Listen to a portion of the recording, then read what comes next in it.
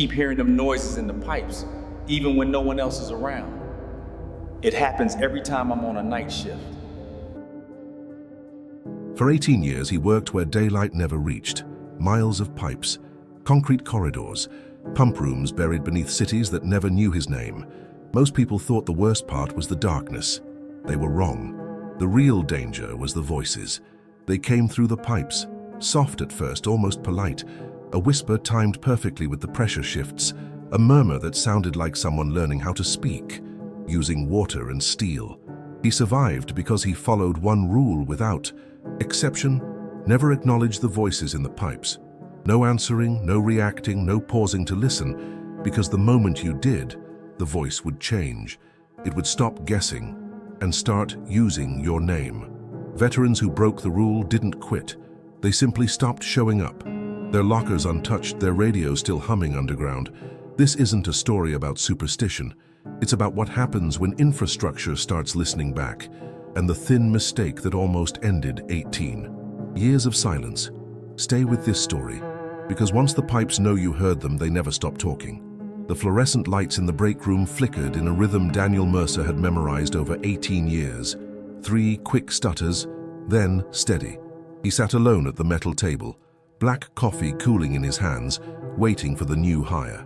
40 feet above, Chicago's traffic murmured like a distant machine that never reached this deep. The door hissed open, and Tommy Reeves stepped inside. 23, fresh badge, new boots. Daniel recognized the look immediately, nervous confidence that hadn't yet learned what underground work took from a person. They shook hands. Tommy said he was excited, said he'd heard Daniel was the best lead maintenance worker in the system. Daniel didn't respond. Compliments didn't matter down here. The locker room smelled of rust, industrial soap, and something colder, mineral. Daniel pulled on his worn gear with practiced movements, reinforced. Pants, rubber-lined jacket, gloves softened by years of use, headlamp with fresh batteries. Always fresh batteries. Darkness underground wasn't just a lack of light. It pressed back if you let it. Tommy copied him, asking how long Daniel had worked below ground. 18 years, Daniel said. Tommy whistled, joked about missing sunlight. Daniel replied that Tommy would either understand in 6 months or be gone in 3. There was no middle ground. They descended through corridors that shifted, from painted concrete to exposed bedrock. The air cooled, pumps hummed. Water moved through unseen pipes like a living system. Daniel walked steadily. Tommy's headlamp darted, trying to take everything in at once. They reached Sector 7, a wide chamber packed with pipes and a central pump station. Daniel explained the day's work. Gauges, valves, flow sounds, routine, necessary, dangerous if done wrong. For hours, everything stayed normal. Daniel taught. Tommy listened, took notes, showed, promise. Then, while inspecting old cast-iron pipes, Tommy froze. "Did you hear that?" he asked. "A voice." Daniel reacted instantly. "Focus on the gauge. Record the reading."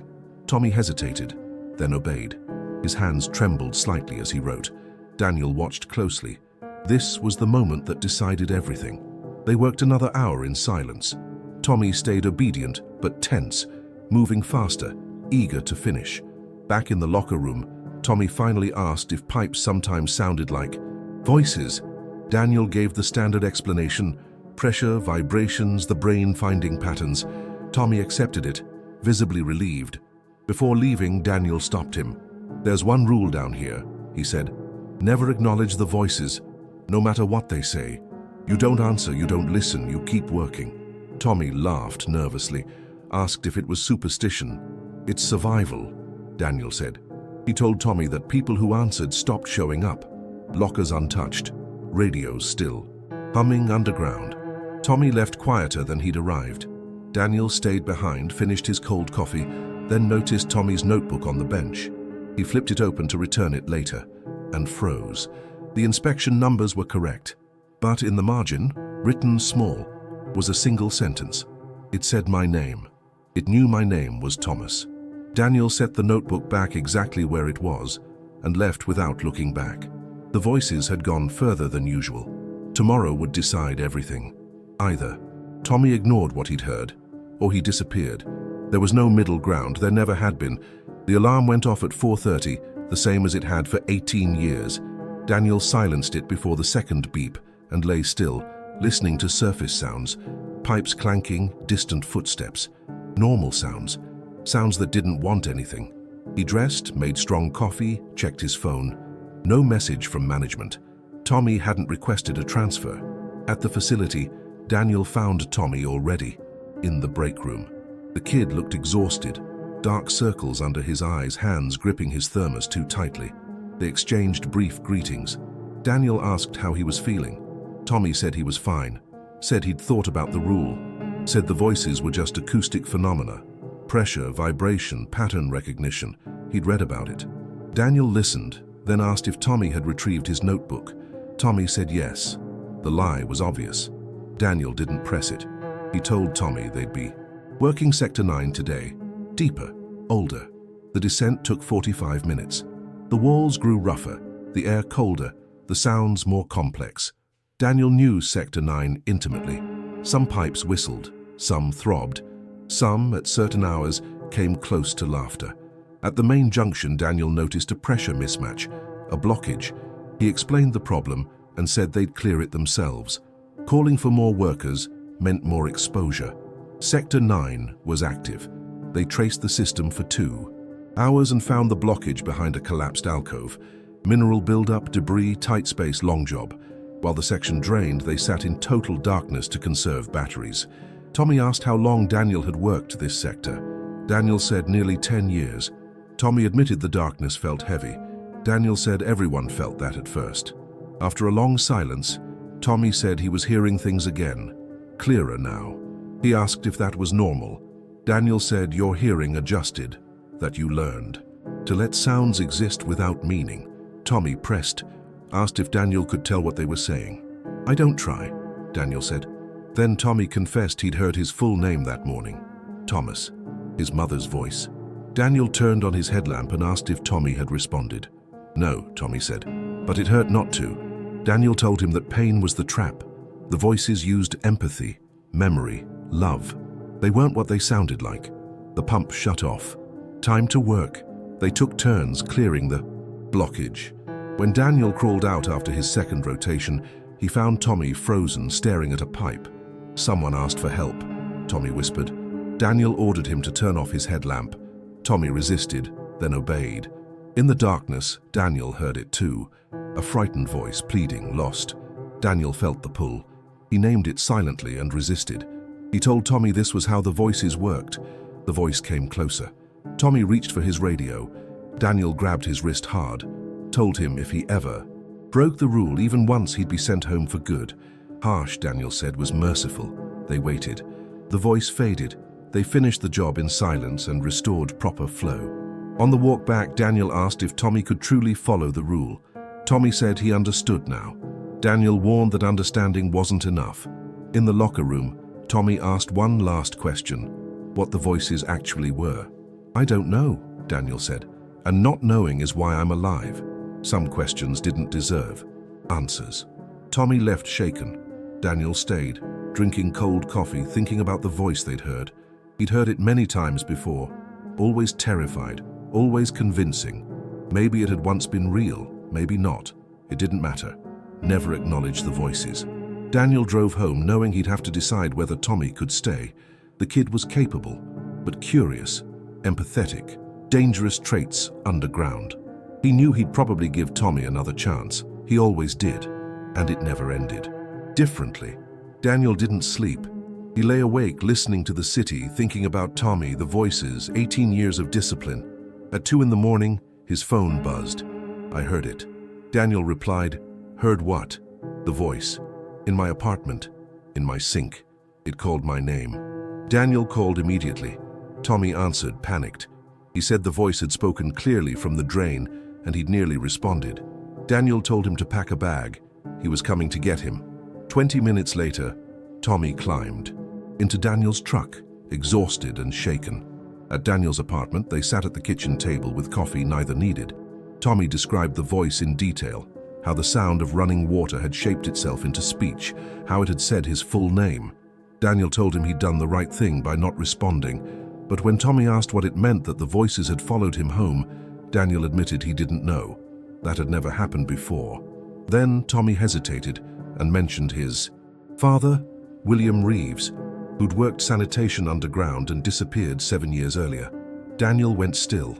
He pulled a file from an old cabinet. William Reeves, Sector 4, missing, 2018. Daniel showed it to Tommy, who stared at his father's photo with shaking hands. At the back of the file was a handwritten note, dated 2 days before the disappearance. They keep saying her name. Sarah. I need to understand.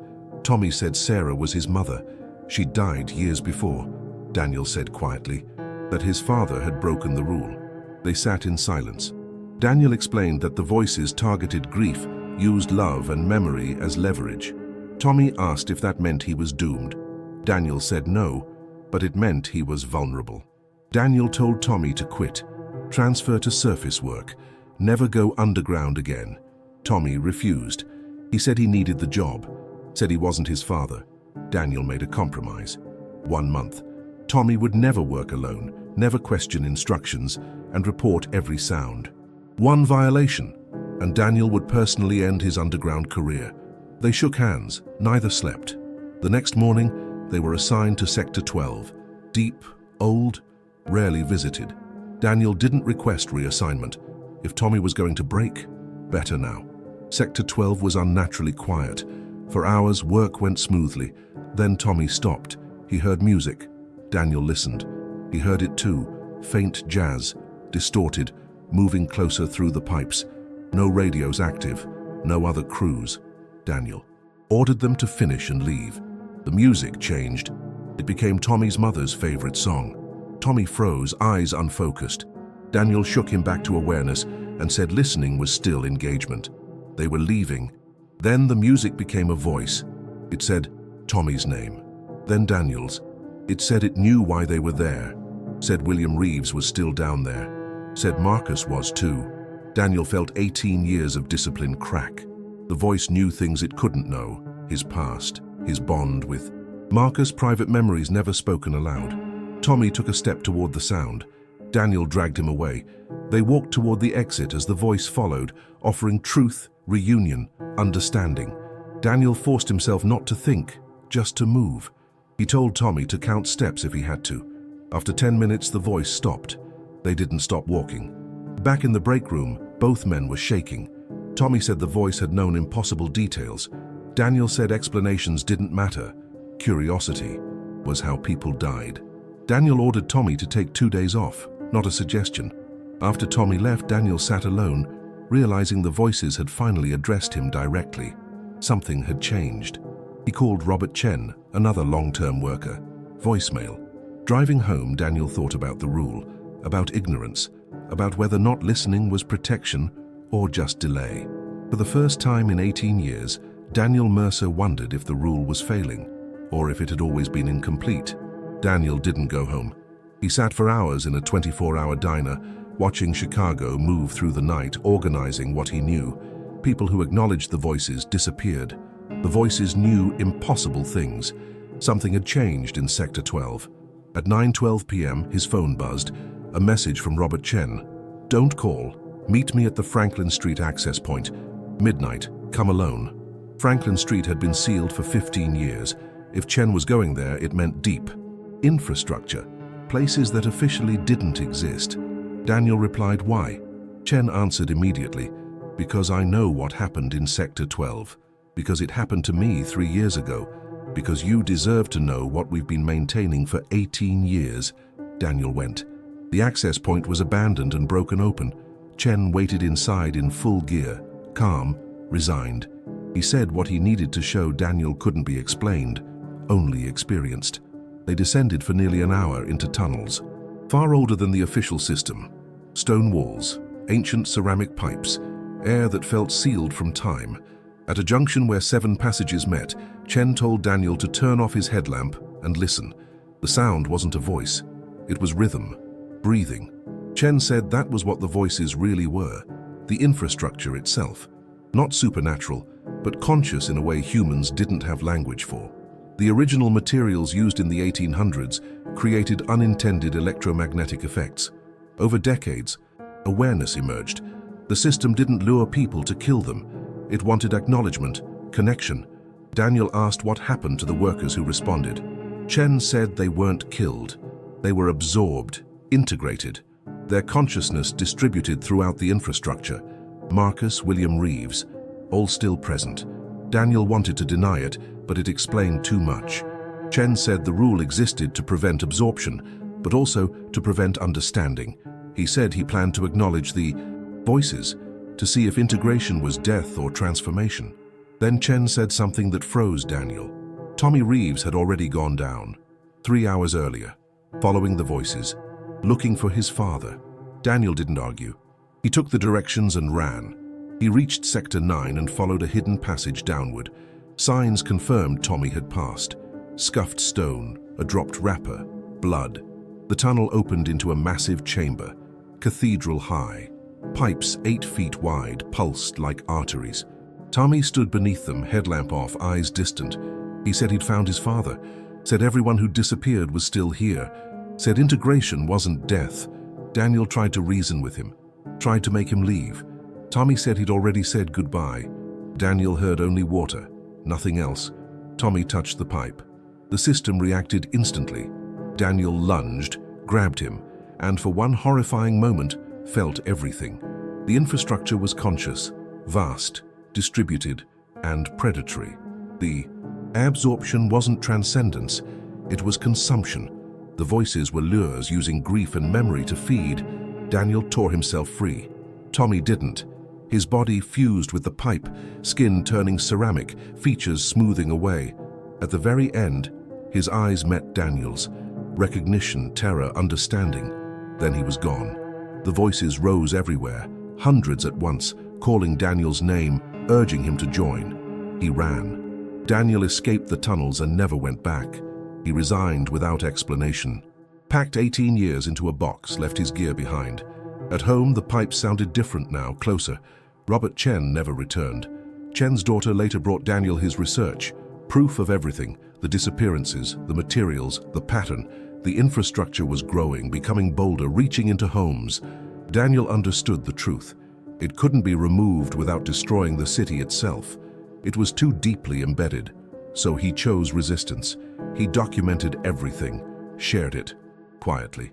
Built a network of workers who knew the signs, who avoided the oldest systems. It wasn't enough, but it helped.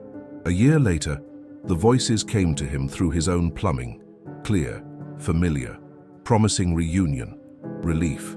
Daniel turned on the tap, listened, felt the pull. Then he turned it off. The voices screamed, then faded. They would never stop calling, and he would never stop refusing. Daniel Mercer had survived 18 years underground by following one rule. Now he lived by another. Never acknowledge the voices, never surrender, no matter how long they call.